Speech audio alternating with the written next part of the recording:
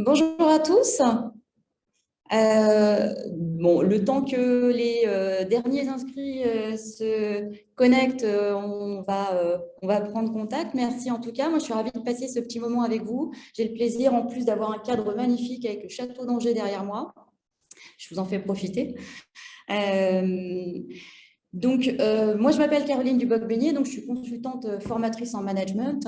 J'interviens aussi bien dans des entreprises que aussi en animation pour des étudiants en Master 2 sur des problématiques managériales.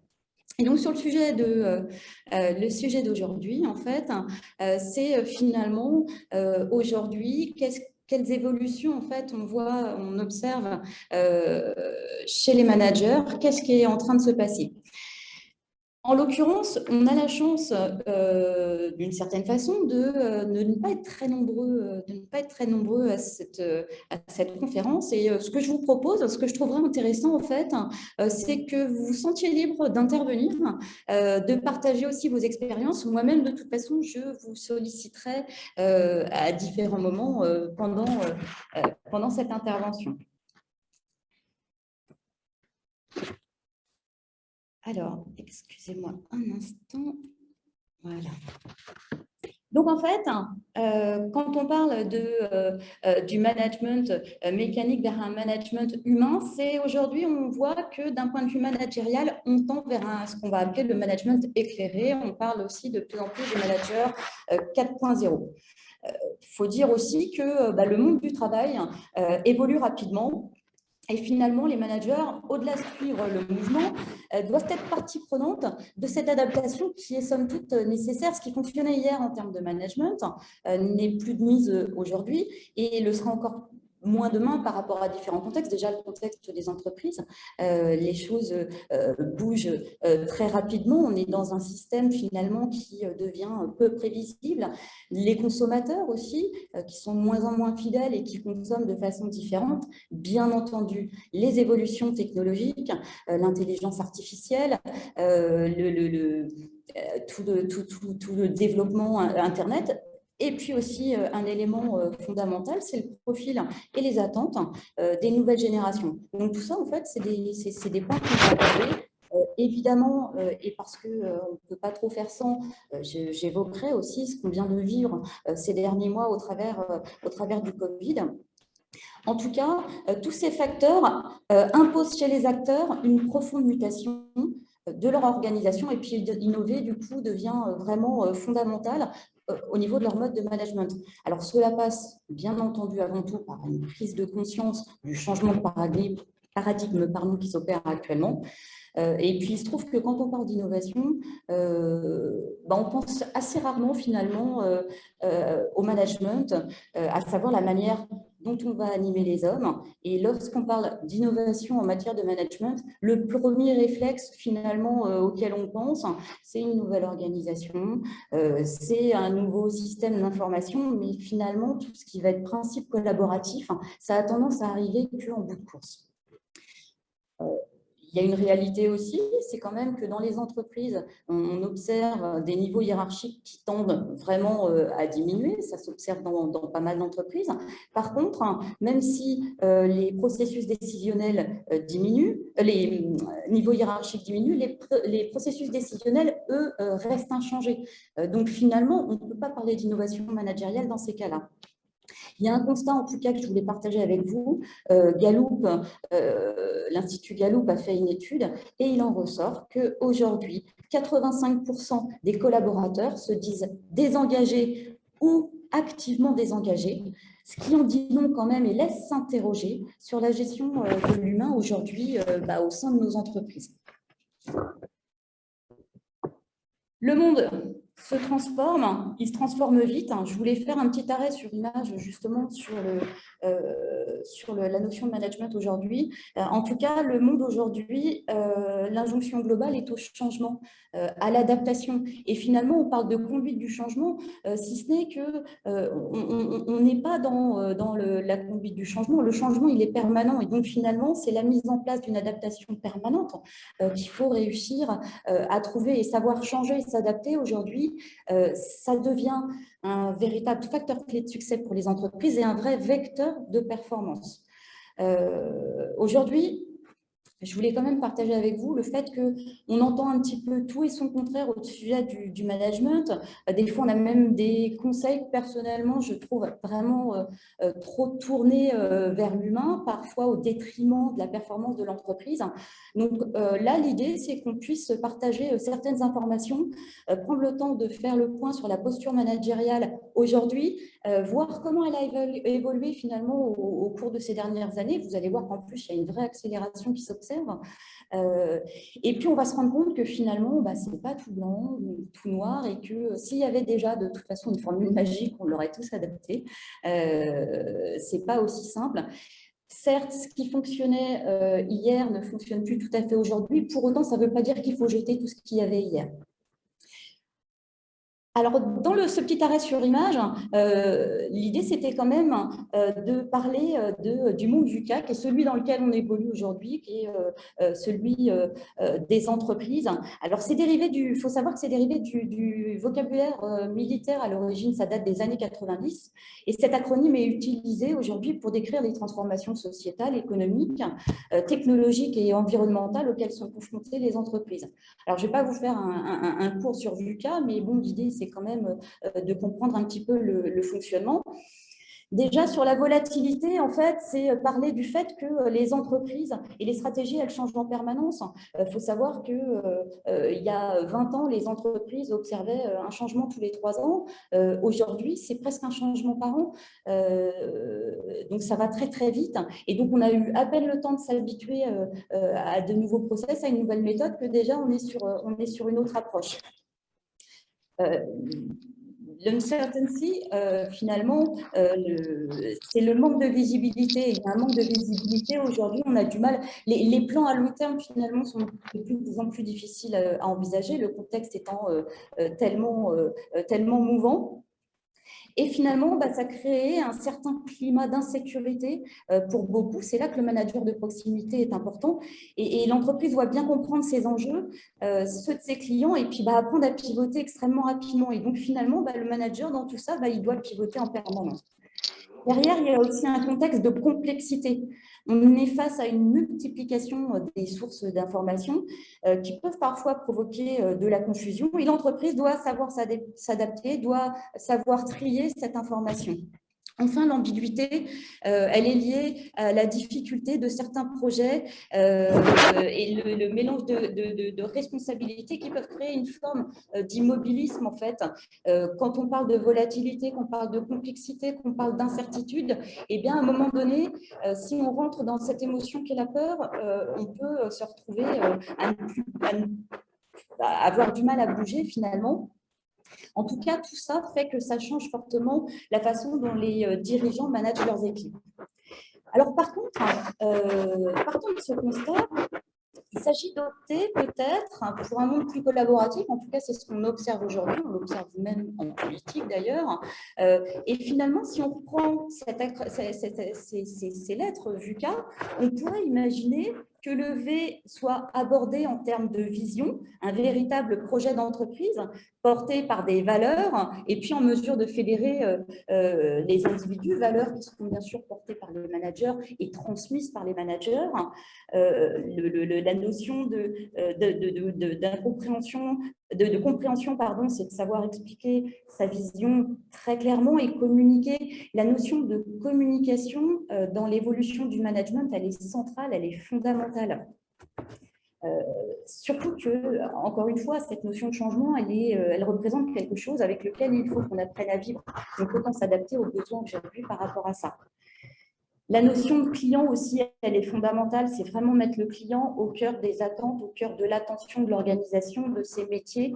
Et on va voir aussi que la notion de client, ce n'est pas uniquement que ceux qui achètent les produits ou services de l'entreprise. On parle de plus en plus aussi de notion de client par rapport aux collaborateurs. Et enfin, l'agilité, là, je pense que c'est un mot que, si vous suivez tout ce qui concerne le management, c'est un mot que vous avez vraiment beaucoup entendu parce que de plus en plus, on est sur cette notion d'agilité qui fait appel justement à la situation du marché qui se veut de plus en plus volatile et cette agilité qui vise à raccourcir finalement les processus de décision, à rebondir rapidement. Et avec cette approche collaborative qui relève plus d'une philosophie finalement que d'une méthode, on se rend compte que finalement toute situation peut devenir une opportunité. Alors, je vous le disais tout à l'heure, il ne s'agit pas d'aller trop loin, de trop parler sur du Covid, pardon. Ce qui est sûr, c'est que le travail ne sera plus jamais comme avant. Il y a encore un sondage qui est sorti aujourd'hui disant que 4 salariés sur 10 ne veulent plus retourner au bureau. Alors, ça ne veut pas dire que c'est normal, etc. Mais en tout cas, c'est une situation, c'est quelque chose à prendre en considération et à gérer, en fait, d'un point de vue managérial. Il est clair que la pandémie a accéléré de plusieurs années la transformation numérique avec l'avancée finalement des outils technologiques et puis l'utilisation qu'on en a faite. Et c'est vrai que les collaborateurs ont des nouvelles aspirations qui ne peuvent plus être ignorées. De fait, le travail, le home office a fait aussi, a modifié en profondeur les rapports hiérarchiques et les méthodes de management en ont été vraiment bousculées. Mais de fait, dans ce contexte-là, le management se révèle être un atout pour permettre aux entreprises de rebondir. Et c'est particulièrement vrai, en fait, pour les managers de proximité. À savoir d'ailleurs qu'aujourd'hui, les collaborateurs ont plus confiance en leurs managers de proximité qu'en leurs dirigeants. C'est dire l'importance centrale des managers de proximité. Alors, quelques chiffres que je voulais partager avec vous pour faire un constat au niveau managérial. Je voulais partager les chiffres d'une étude Axis. Elle est particulièrement intéressante parce qu'elle va vraiment sur les aspirations, en fait, sur ce que ressentent et vivent aujourd'hui les managers. Mais c'est surtout aussi qu'elle a été menée au début de cette année. Elle a commencé en février 2021, donc on est sur des données quand même plutôt actuelles. L'étude d'enquête a été administrée auprès de 232 managers, donc relativement représentative. Et il faut savoir que 21% des managers interrogés disent consacrer 50% de leur temps au pilotage d'activités et aux prises de décision. Donc, on reste sur la partie métier qui est fondamentale. L'animation d'équipe, selon leur dire, est le deuxième poste à être mobilisé. En allant un petit peu plus loin finalement dans leur réponse, donc 53% considèrent que leur première activité est la gestion de projet. 51% vont se tourner vers la montée en compétences des équipes, 51% sur la performance individuelle et collective, 49% ont pour mission de recruter les bons profils et 46% pensent que leur mission est de motiver les équipes. Alors, c'est intéressant parce que finalement, on se rend bien compte que la mission première des managers relève de l'humain, en fait. On est sur la gestion de l'humain, même si le premier, en fait, c'est la gestion de projet. Les managers ont en position centrale vraiment les missions qui sont tournées vers l'humain. Et ça, quelque part, c'est plutôt rassurant et c'est surtout que c'est vraiment dans la mouvance actuelle. Alors aujourd'hui, ils voient bien qu'ils sont confrontés à certaines difficultés et les facteurs qu'ils relèvent pour améliorer les résultats sont pour 31% d'entre eux le budget, un budget plus important, 19% voudraient voir l'effectif réévalué, 14% pensent que les méthodes de travail ne sont pas adaptées, 11% pensent qu'il faudrait digitaliser les outils davantage et seulement 5%, je dis seulement parce que 5% ça arrive en bout de course, pensent qu'il faudrait développer la formation. Or, on va le voir par la suite, aujourd'hui on arrive dans une ère où on est dans une approche entreprise apprenante en permanence et la formation peut être aujourd'hui un levier de performance des entreprises. Ces mêmes managers, en fait, quand on leur demande quel est leur regard sur l'activité aujourd'hui, 90% d'entre eux considèrent qu'il y a vraiment une accélération du changement, que ça va de plus en plus vite. 81% constatent une augmentation de leur charge de travail et 59% ont le sentiment qu'on leur demande de plus en plus de reporting. Alors, je ne sais pas, je pense peut-être que certains d'entre vous sont eux-mêmes managers. Par rapport à ces chiffres-là, est-ce que vous vous y retrouvez ou est-ce que c'est complètement, justement, c'est complètement à côté de ce que vous vivez, de votre perception et de votre regard sur l'activité? Comment vous vous positionnez?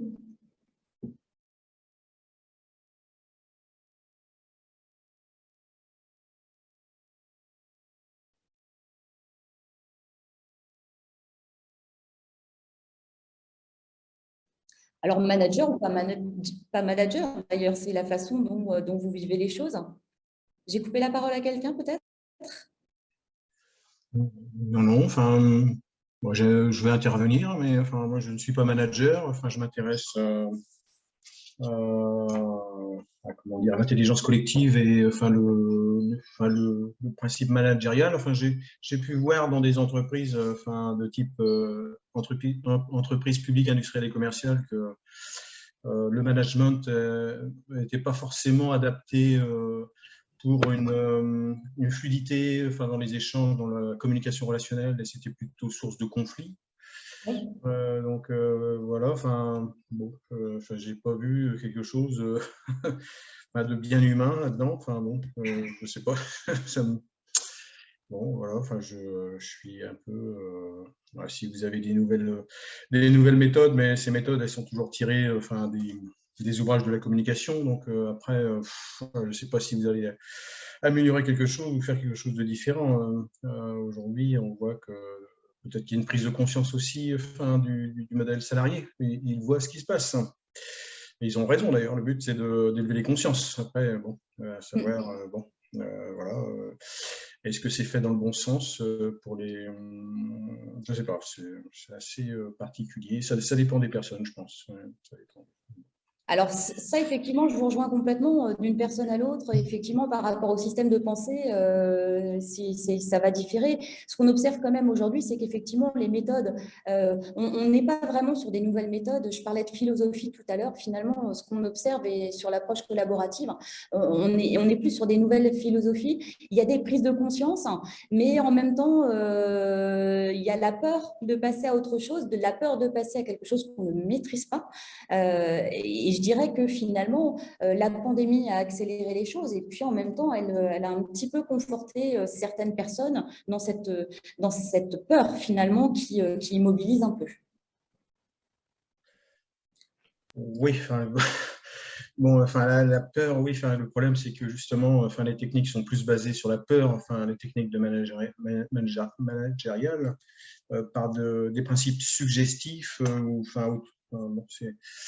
et bon, si on regarde les travaux à Pavlov, bon, enfin, la peur, ce sont des réflexes innés et on peut y greffer des réflexes conditionnés. Donc, bon, il ne faut pas avoir peur enfin, de tout et de rien. Donc, la véritable peur, il faut savoir où elle se trouve. Enfin, bon, je pense qu'on vit dans un monde où le moindre l'âge d'épicière d'un petit village là, à proximité de là où j'habite me parlait qu'il allait pleuvoir. Bon, c'était la catastrophe parce qu'elle avait entendu à la météo qu'il allait pleuvoir. Enfin, bon, il y a un moment, enfin, que ça, voilà, il y a eu deux, trois gouttes.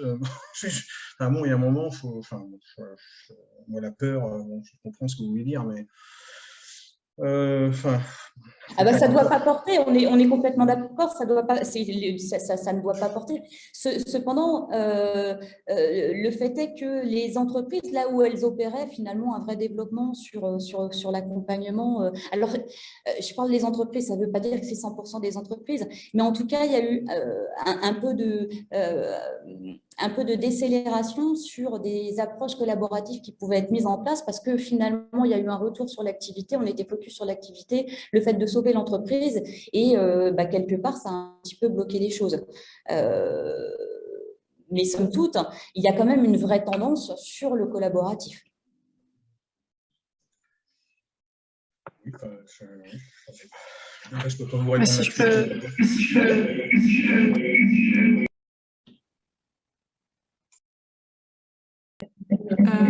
Allez-y, Carole.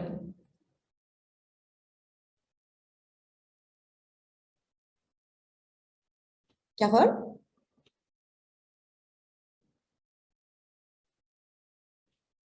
Vous voulez intervenir? Ah, pardon. Vous m'entendez? Oui, très bien. Oui, c'est bon. Pardon. On a plusieurs micros dans la salle, c'est pour ça.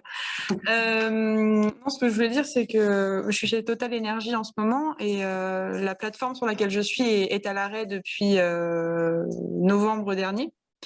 Donc, ils raffinent plus du tout. L'activité est à l'arrêt et néanmoins, ils essayent de mettre en place beaucoup d'intelligence collective et de collaboratif pour maintenir la motivation et l'engagement des équipes dans les activités.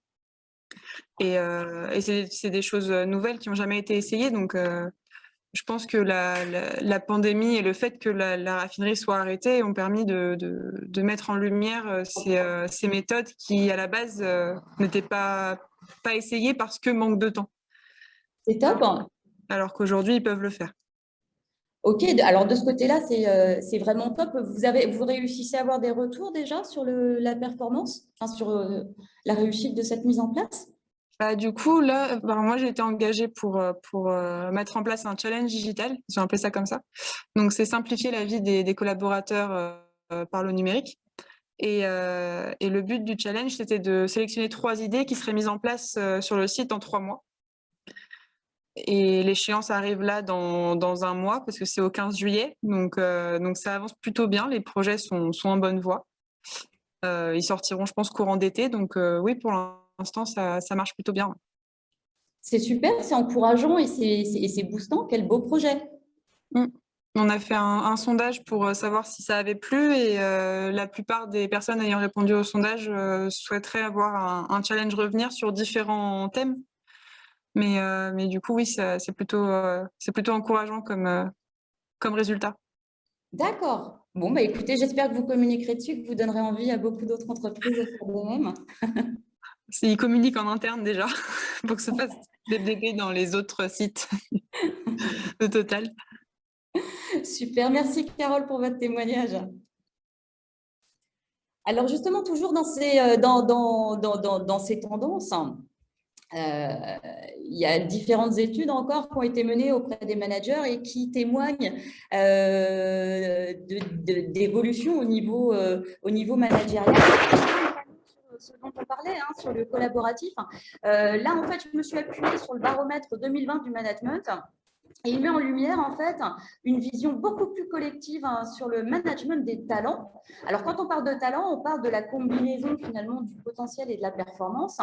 Et ce qu'on observe aussi, c'est que quand on parle de cette notion de talent, c'est une vision aussi qui se démocratise et qui est de moins en moins élitiste.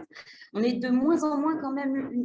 Alors, c'est encore très présent et c'est particulièrement vrai en France, hein, mais il y a quand même cette notion de talent qui ressort, ce qui fait qu'on est moins focus sur les diplômes, sur le classement des écoles, etc. Encore une fois, attention, hein, je ne mets pas un discours extrême et je ne dis pas que ça n'existe plus. Mais il y a cette tendance, en fait, qui s'observe quand même. Et finalement, donc, le potentiel humain, le potentiel individuel va s'orienter de plus en plus vers des critères tournés vers le collectif, au travers, finalement, de l'adhésion à la culture d'entreprise, de l'engagement. La notion d'engagement est vraiment fondamentale aujourd'hui dans les entreprises, et de la coopération, c'est-à-dire de développer la capacité des personnes à coopérer. Et on va même observer dans certains recrutements sur des personnes qui ont le diplôme idéal, qui ont déjà quelques années d'expérience, si on se rend compte que leurs critères, enfin leur capacité de coopération ou alors leur capacité à s'engager n'est pas suffisante, c'est des gens qui peuvent être recalés, si on peut le dire ainsi. Et dans ces tendances, dans ce qu'on observe aussi, on parle de plus en plus d'expérience collaborateur. Pendant très longtemps, on a entendu parler d'expérience client, notamment dans l'univers du luxe ou autres, magasins, quoi. Et l'expérience collaborateur, elle va porter essentiellement, finalement, sur l'écoute qu'on va porter à nos collaborateurs, sur la formation, sur la gestion des carrières. Et là, on note un écart entre, finalement, ces résultats et l'étude menée en début d'année. Et notamment, vous vous rappelez, je vous parlais des 5% en formation. Aujourd'hui, on est sur une population qui veut apprendre en permanence, qui s'ennuie très vite et qui a besoin justement d'être alimentée intellectuellement.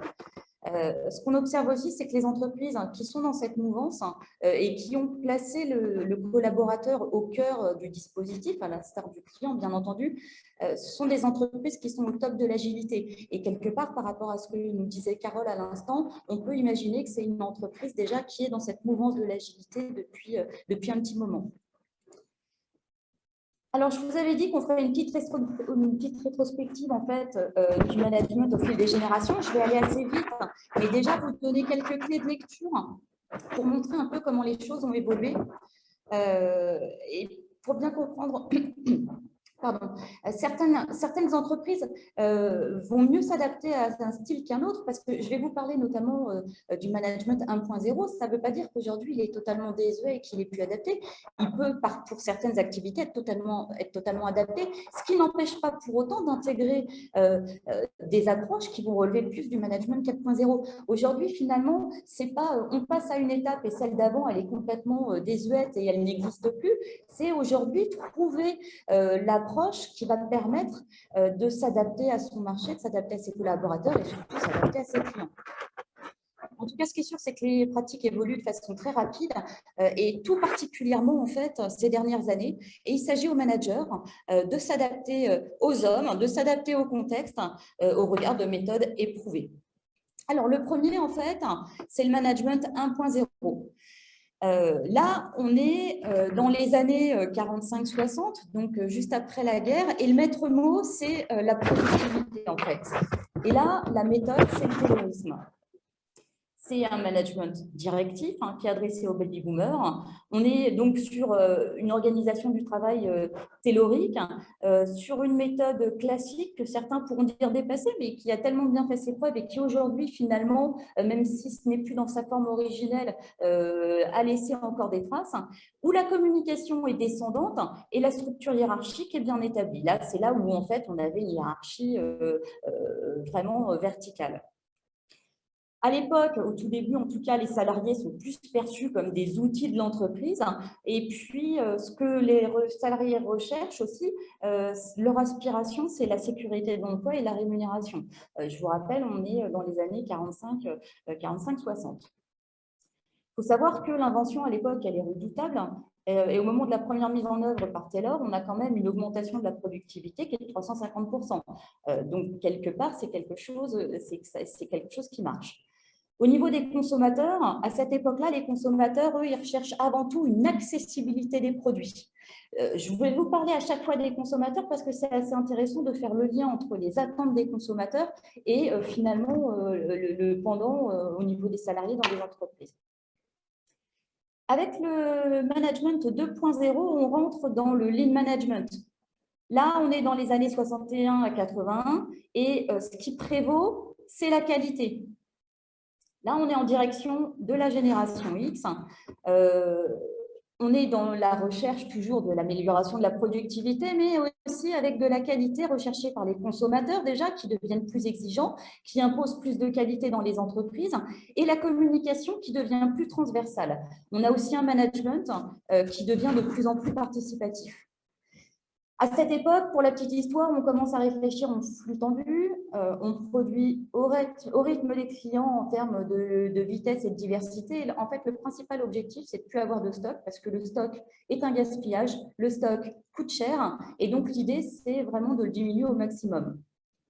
À côté de ça, eux, les collaborateurs aspirent à un meilleur équilibre entre la vie professionnelle et la vie privée, la vie personnelle.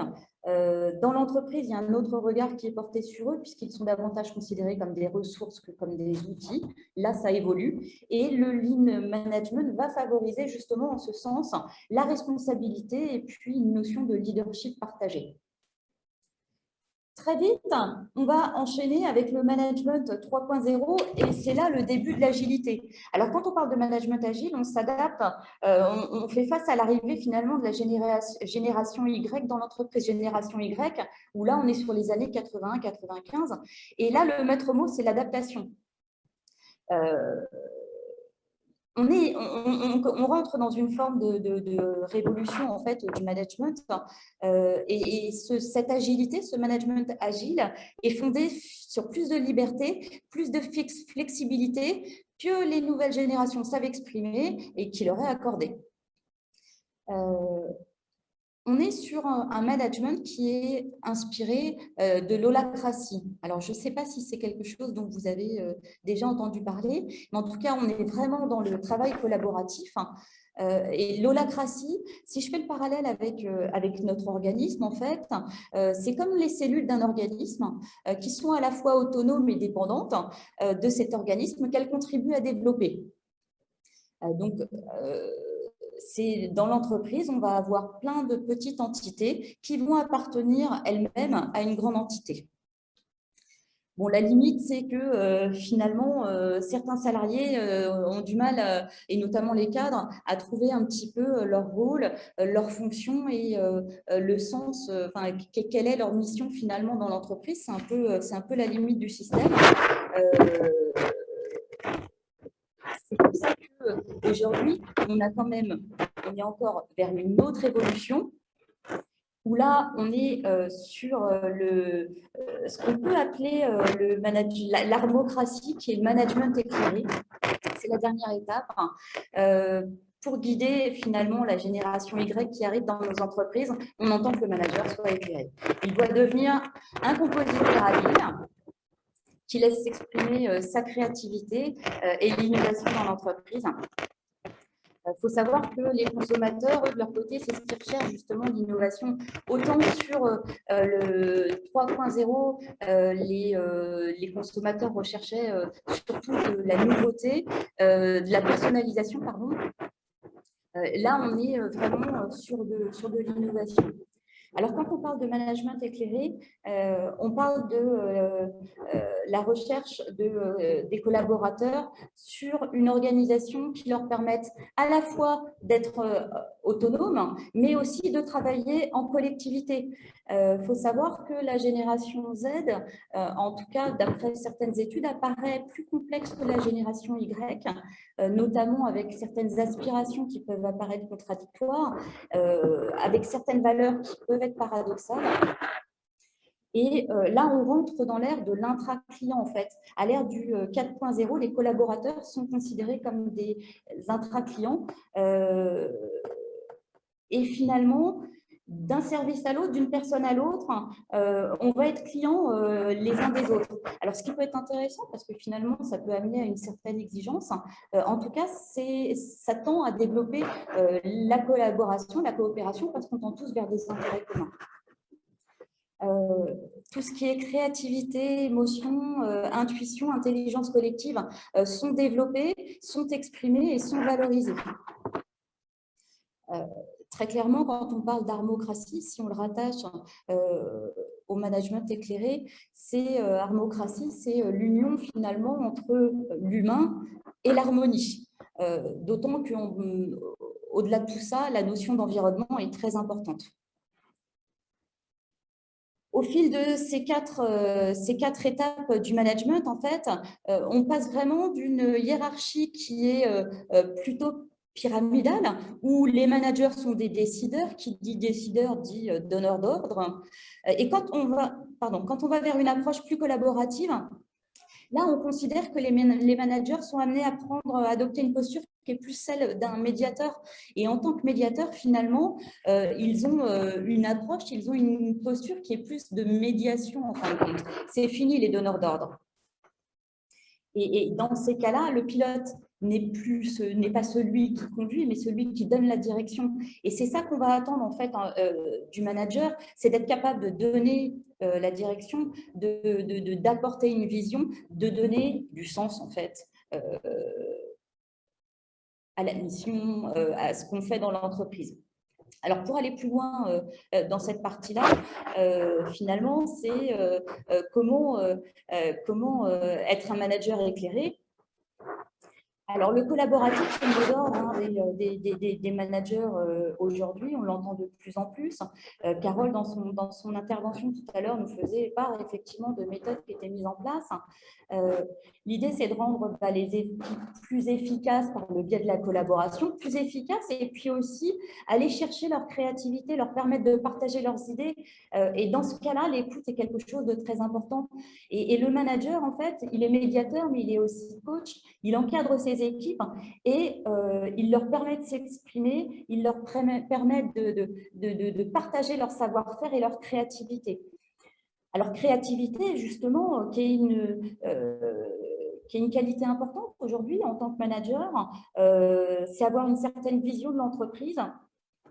C'est aussi avoir une capacité à prendre du recul. C'est la prendre du recul, ça va être prendre du recul sur son activité. Ça va être aussi la capacité à sortir un peu du cadre quand il y a besoin, tout en respectant les règles. C'est l'équilibre vie pro, vie perso.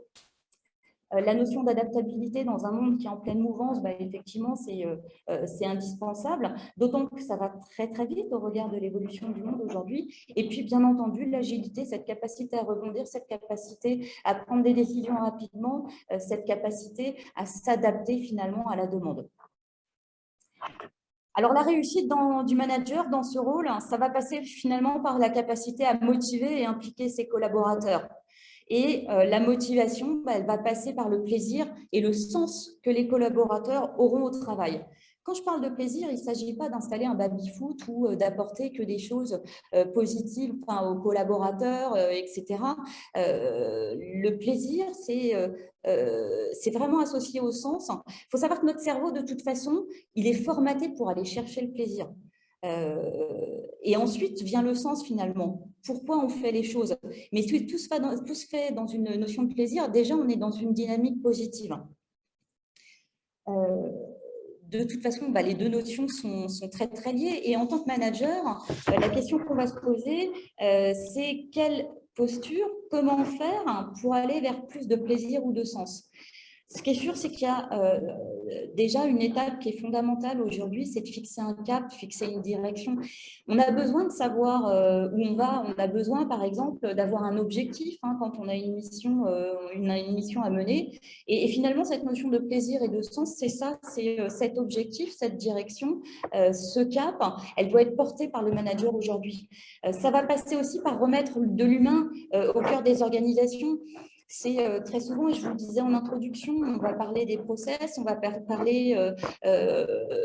parler d'organisation, mais aujourd'hui, c'est aussi l'humain, quelle est la valeur ajoutée, pourquoi il est indispensable, pourquoi il est important.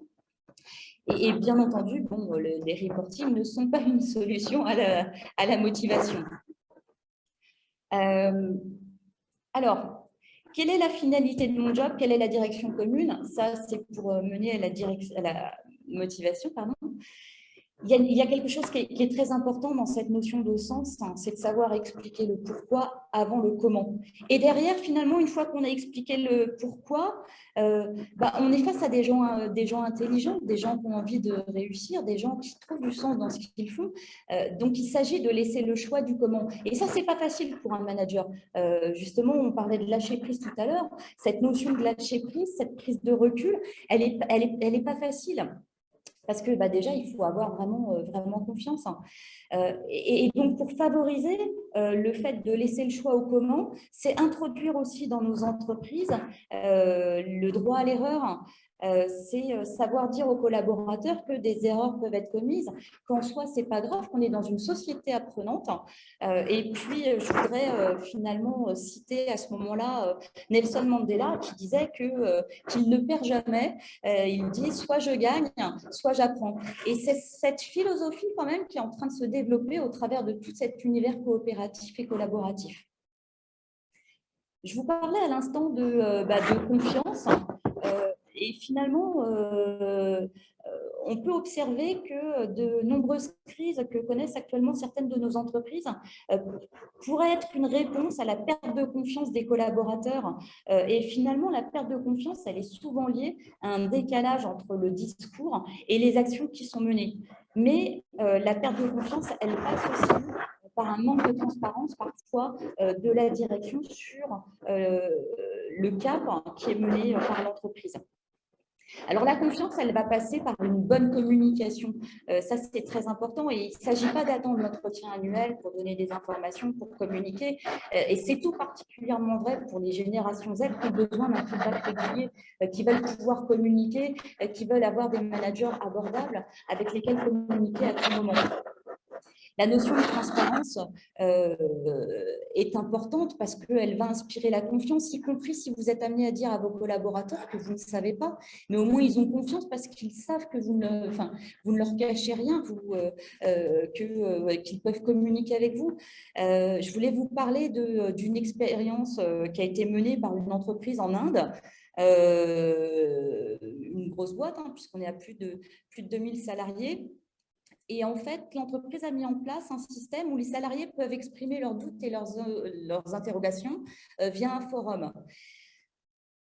En envoyant ces messages-là, ils s'adressent directement aux membres de la direction qui, eux, s'engagent à leur répondre, y compris le PDG de l'entreprise, et y compris pour dire qu'ils ne savent pas. Et en tout cas, ce que l'entreprise a observé, le retour qu'on peut faire sur cette expérience-là, c'est que finalement, il a été plutôt positif de laisser aux salariés l'opportunité d'exprimer leurs craintes, d'exprimer leurs doutes, d'exprimer leurs questionnements, tout simplement, plutôt que de laisser circuler les messages à la machine à café. Et donc, en termes de résultats directs, ça a été une baisse du turnover. Donc, ce qui n'est pas anodin.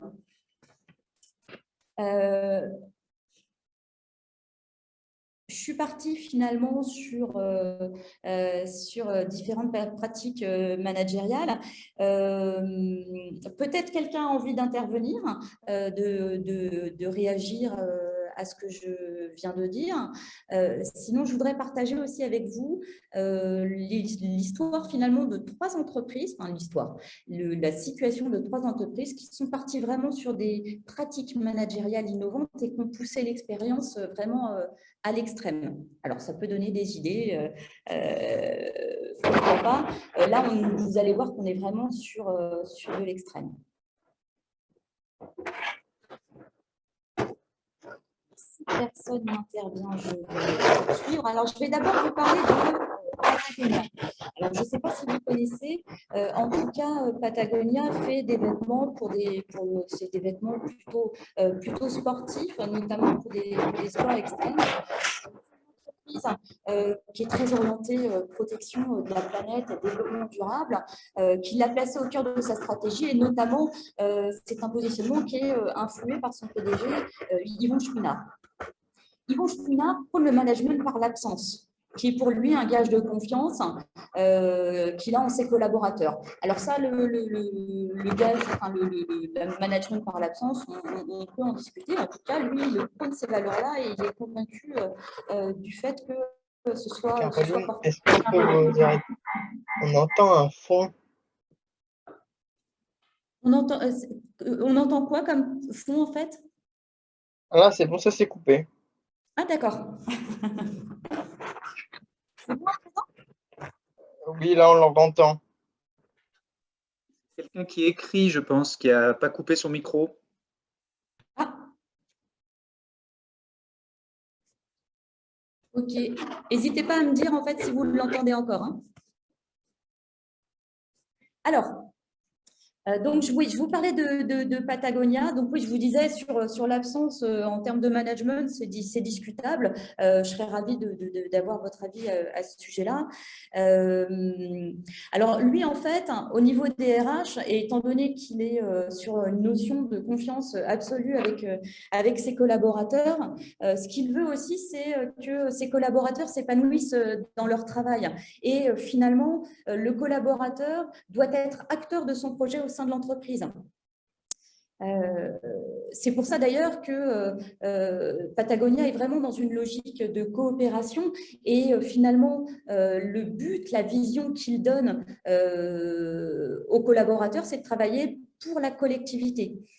Il faut savoir qu'au niveau du recrutement, toutes les valeurs de Patagonia vont être vraiment mises en avant. Et bon, certes, dans le recrutement, il va y avoir des éléments qui vont porter sur l'expérience, sur les compétences.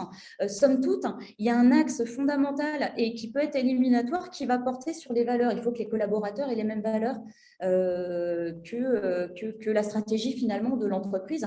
D'ailleurs, pour ce faire, la cooptation est fortement encouragée. Ça favorise de recruter des gens avec des valeurs plutôt similaires. Et les collaborateurs, en fait, vont être fortement impliqués dans le recrutement parce que finalement, pour mettre en place cette coopération, pour mettre en place cette collaboration, il faut que chacun se sente complètement impliqué. Dans les innovations que Patagonia a mises en place, il y a aussi la création d'une crèche en interne. Alors, ils sont précurseurs, c'est les premiers qui ont mis ça en place. Alors, c'est assez large pour la petite histoire. C'est des bébés dès 8 mois. Et puis, ils ont même mis un système où ils vont chercher les plus grands à l'école. Tout à l'heure, pour l'entreprise indienne, je vous parlais de retour sur investissement. Là, c'est pareil. On a un retour sur investissement qui est mesurable. Étant donné qu'il y a moins de congés parentaux, ils ont observé moins de congés parentaux, ils ont observé moins d'absentéisme. Et puis, par ailleurs, ça a vraiment contribué à fidéliser les collaborateurs. Comme beaucoup de ces entreprises sur des managements innovantes, les collaborateurs sont libres de la gestion de leur temps. Yvon Chouinard considère qu'on ne peut pas interdire à quelqu'un d'aller surfer sur une bonne vague, que ce serait criminel. Donc, les collaborateurs peuvent organiser leur emploi du temps comme ils le veulent, tant que le travail est effectué. On est vraiment sur une obligation de résultat, on passe d'une obligation moyenne à une obligation de résultat. Et donc, à partir du moment où les objectifs sont atteints, les gens sont libres de s'organiser comme ils le souhaitent. De la même façon, il y a tout un système de formation qui est assez développé. Les collaborateurs ont la possibilité de faire pas mal de formations et notamment aussi des formations orientées développement personnel. Il y a un engagement aussi qui est fort dans tout ce qui est, comment dire, solidarité. Les collaborateurs peuvent faire une demande et avoir 2 mois sabbatiques finalement rémunérés par l'entreprise et s'investir dans une ONG de leur choix. Donc tout ça contribue vraiment à des valeurs très fortes. Aujourd'hui, si on interroge les collaborateurs, en termes de déclaratifs, ils disent qu'ils se sentent appartenir à une communauté de travail et finalement, on observe qu'il y a un turnover qui est relativement peu élevé. Je voulais à présent vous parler aussi de l'entreprise Semco au Brésil, qui est une entreprise industrielle. C'est une entreprise qui a une activité très diversifiée aujourd'hui, mais qui à l'origine était essentiellement fabricant de pompes à chaleur. Alors, Ricardo Semler reprend l'entreprise familiale à l'âge de 21 ans. On est dans les années 80, l'entreprise n'est pas en très grande forme financière. Et Ricardo, en fait, travaille en moyenne 18 heures par jour. Il est comme un forcené, il essaye de remonter la boîte. Sauf qu'à 25 ans, il est victime d'un accident cardiaque. Et là, pour lui, ça va être une grosse bascule. Ça va lui donner vraiment l'impulsion pour réformer le management de l'entreprise en étant convaincu que les gens ont besoin de se sentir utiles pour donner du sens à leur travail et pour s'investir et pour être motivés. Lui aussi, à l'instar de Yvon Chouinard, il va commencer par responsabiliser ses collaborateurs, leur faire confiance et les laisser s'autogérer. Certes, ils vont pouvoir gérer leur emploi du temps. De la même façon, s'ils veulent aller jouer au golf, ils vont jouer au golf un après-midi. Ils peuvent aller faire la sieste quand ils veulent, etc. Par contre, ils se sont engagés sur des résultats. C'est eux qui ont fixé, pour certains, leurs objectifs. Et finalement, c'est ça qui va mesurer leur performance. À partir du moment où ils sont dans les clous, ils sont libres de faire ce qu'ils veulent. Ils peuvent même aller jusqu'à choisir leur salaire, décider de leur salaire, à partir du moment où, bien sûr, c'est cohérent et c'est pas complètement fou. Tout ça est décidé et validé en collaboration entre les différents collaborateurs. Ils ont travaillé aussi sur la notion de transparence. Pour favoriser cette notion de transparence, il y a 2 sièges qui sont en permanence libres et accessibles à n'importe quel collaborateur de l'entreprise au sein du comité de direction, où là, ils peuvent intervenir, ils peuvent poser des questions, ils peuvent aller solliciter des explications. D'ailleurs, au niveau du comité de direction, ce qui est intéressant, c'est de savoir qu'il n'y a pas de PDG, en fait. Il y a une présidence tournante tous les 6 mois. Il y a en fait, ils sont 6 membres au niveau du comité de direction et c'est une présidence tournante.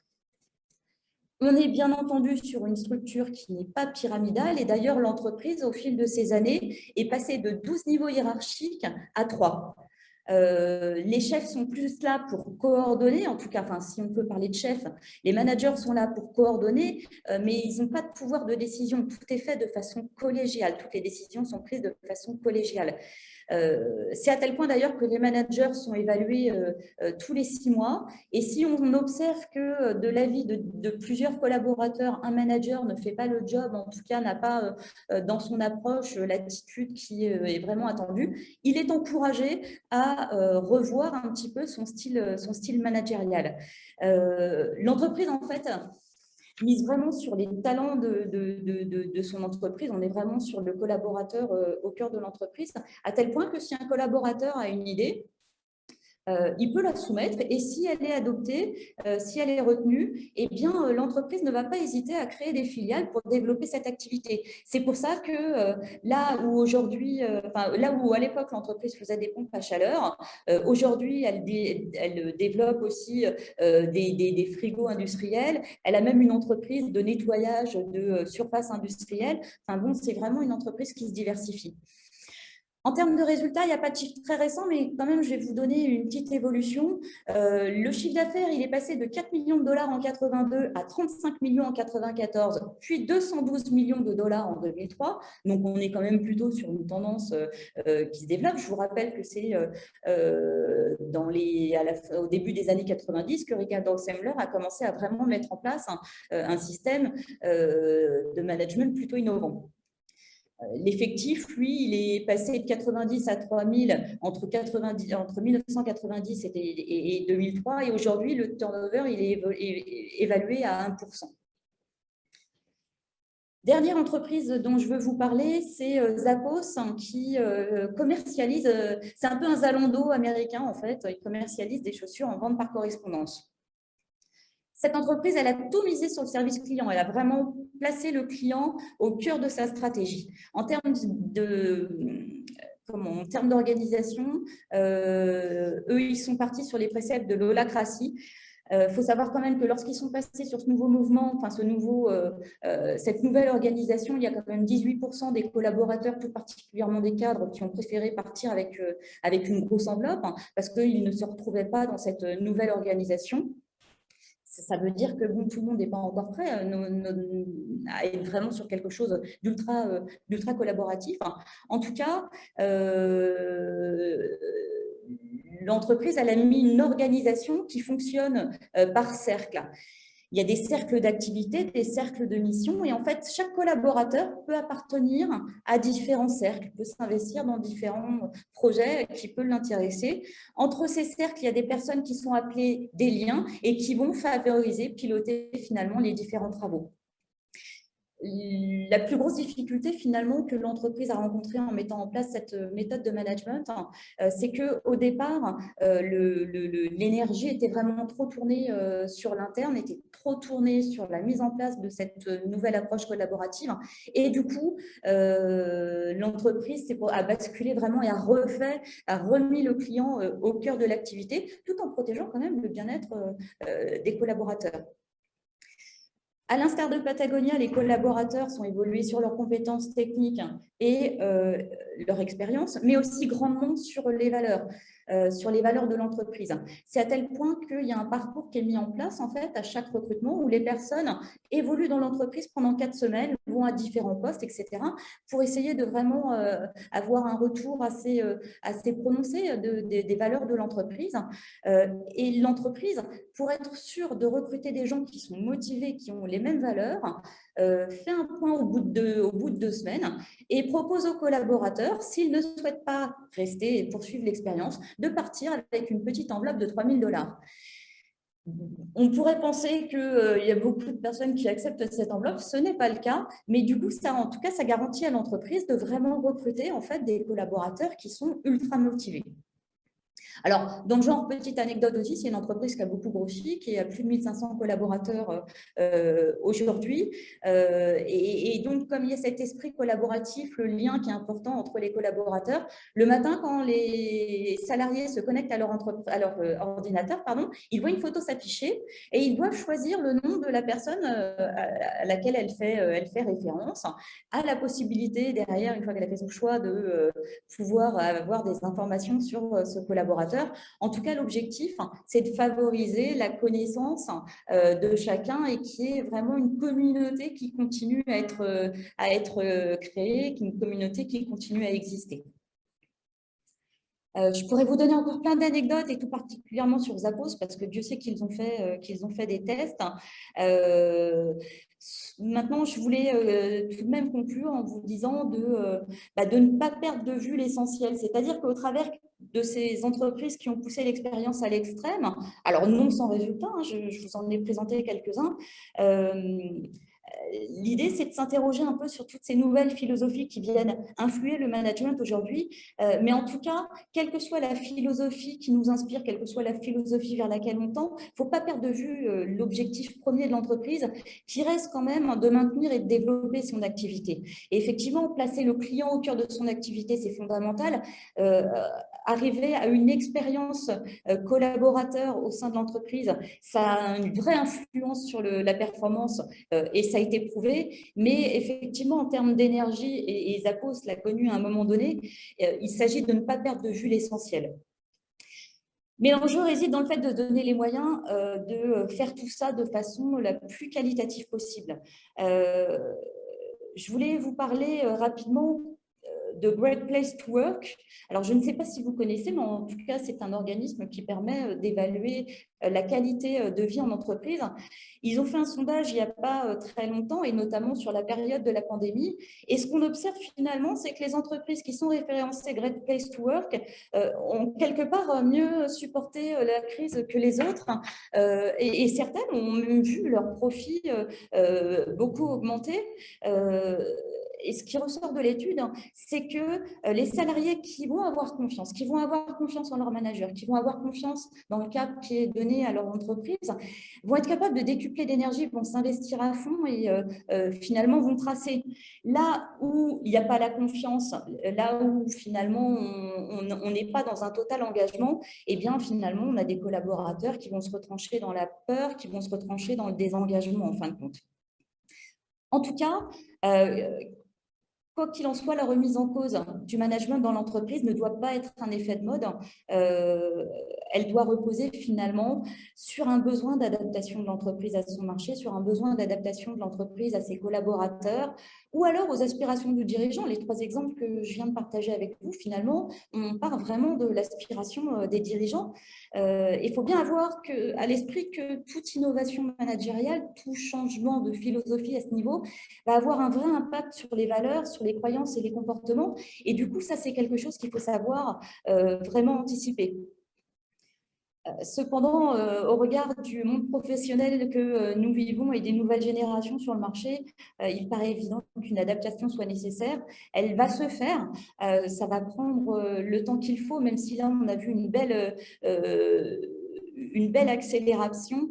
Mais ce qui va être important dans tout ce changement, c'est que les managers déjà se fassent confiance à eux-mêmes et cette envie de changer et de s'engager parce que si c'est à eux de porter cette vision, c'est à eux de porter cet engagement. Je vous remercie beaucoup, en tout cas, pour votre attention. Je ne sais pas si certains d'entre vous ont envie de réagir ou peut-être certains ont des anecdotes en termes d'innovation managériale. Moi, personnellement, je suis dans une petite boîte, on est 2, mais après, on travaille avec des externes, donc des pros externes, comment on appelle ça, des freelances. Donc, Oui. ils sont 5 ou 6. Mais par contre, ma boss qui a 40 ans, et ben, je trouve, bon, voilà, elle est complètement dans cette démarche-là, hein, du 4.0, éclairé, on a droit à l'erreur, et orienté client également. Voilà, toutes ces choses-là. Alors, juste. Et du coup, vous, dans cet environnement-là, comment vous le vivez? Comment vous sentez en tant que collaborateur? Oui, c'est laisser le choix du comment. Ouais. Moi, je suis très satisfait, hein, et après, bon, après, on s'entend extrêmement bien. Moi, je suis très ouvert également, et elle aussi. Donc, il y a une très bonne entente, elle est très satisfaite. Voilà. Super, Et merci après, beaucoup. moi, je manage également les externes, entre guillemets, je les manage. On travaille ensemble, on va dire, et ça se passe très bien également. Donc, Ouais, vous pilotez finalement. voilà. Et Généralement, j'essaie de leur donner le sens à ce qu'ils doivent faire. Et comment, pas souvent, pas forcément le comment. Parfois, c'est des tâches qu'on doit réaliser quand même, assez classiques. Donc, voilà. oui, complètement. Maintenant, dans ce que vous décrivez, vous êtes complètement dans le profil du manager 4.0. Hum. Ouais, bah après, comme ma boss, quoi, mais elle a 40 ans tout de même. Même si. Mais par contre, voilà, elle peut avoir une mentalité peut-être de génération dont vous disiez Y. Après, je sais pas, moi, je suis dans quelle génération, mais bref, ça me parle pas trop ces trucs-là. Non, mais je comprends. On a déjà présenté ça, les générations, etc., les manières de penser des générations, mais je sais pas comment ça découle en fait que les générations, par exemple comme la mienne, pensent différemment des autres. Après, c'est certainement le contexte dans lequel ils ont évolué qui ont fait que on pense différemment. Voilà. Oui, complètement. Il y a le contexte de vie, il y a enfin, par exemple, sur les générations post-guerre, il y a un vécu qui fait qu'on n'est pas élevé de la même façon que sur des générations des gens qui vont naître dans les années 2000. D'autant que dans les années 2000, il y a une évolution technologique qui est extrêmement rapide, où finalement on a un lien aux autres, on a un lien au monde qui est différent. Enfin, tout ça, effectivement, c'est amené à évoluer. Et juste pour l'anecdote, ma société, elle s'appelle Éclairance. Donc voilà. Ah ben voilà. En tout cas, merci beaucoup pour votre partage. Quelqu'un d'autre?